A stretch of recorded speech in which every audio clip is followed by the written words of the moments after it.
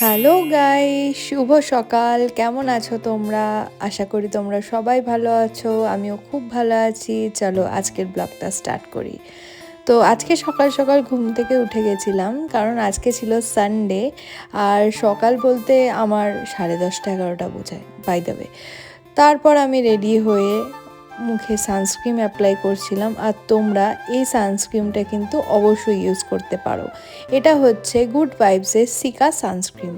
আমি বহু sunscreen use করেছি, বিশ্বাস করো। অ্যাকোলজিকা, ডামডক, হ্যানা ত্যানা, ABCD, আমি কোনো নাম বলছি না তারা খারাপ বা তাদের ব্র্যান্ডগুলো খারাপ, বাট আমার এই ব্র্যান্ডটাই শ্যুট করে।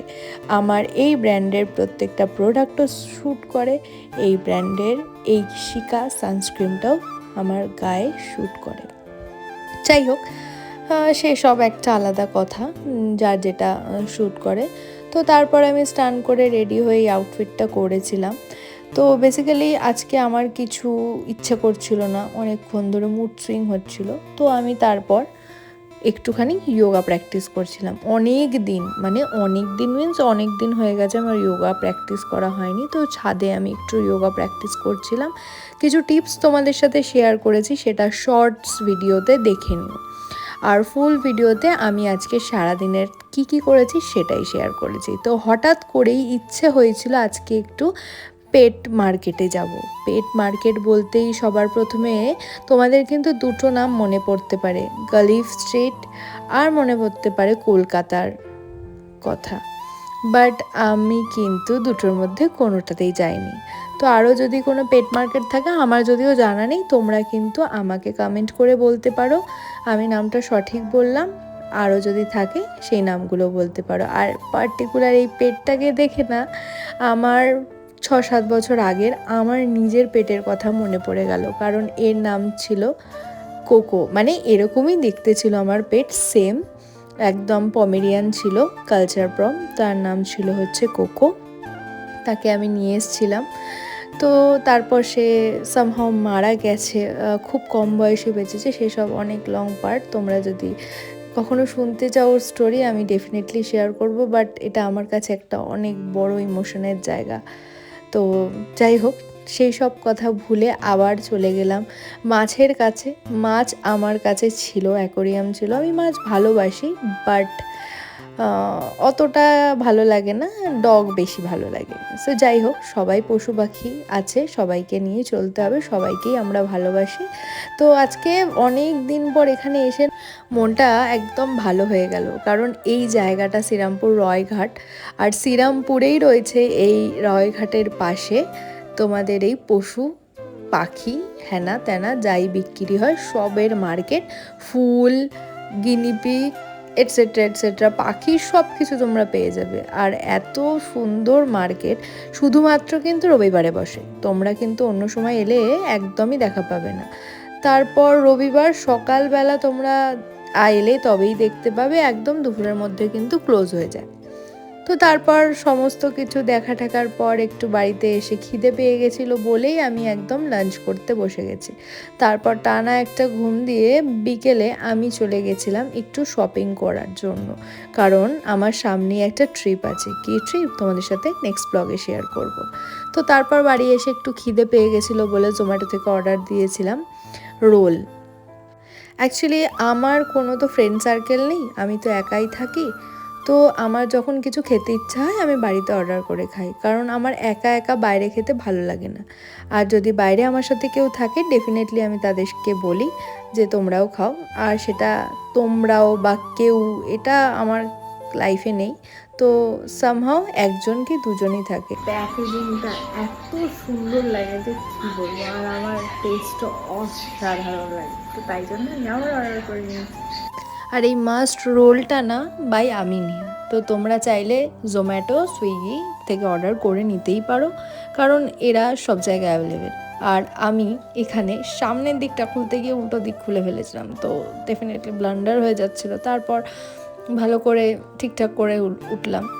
তো তারপর আমি রাত্রিবেলা আজকে একটা হেলদি টিপস তোমাদের সাথে শেয়ার না করলে তো ব্লগটা কমপ্লিট হবে না, তো সেটাই শেয়ার করব।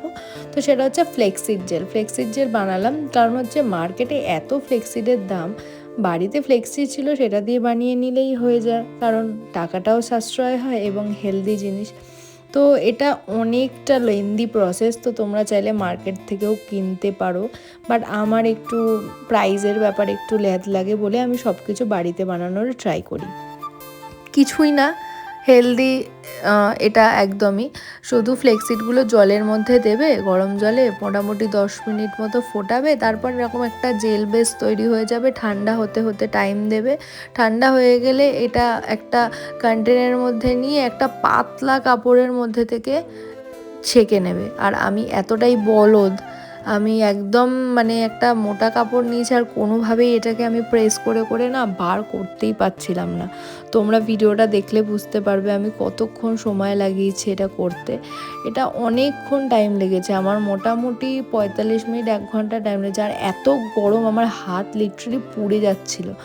তো যাই হোক, যেভাবেই হোক আমি এটাকে সাকসেসফুল তো করবই, কারণ এটা আমার দরকার।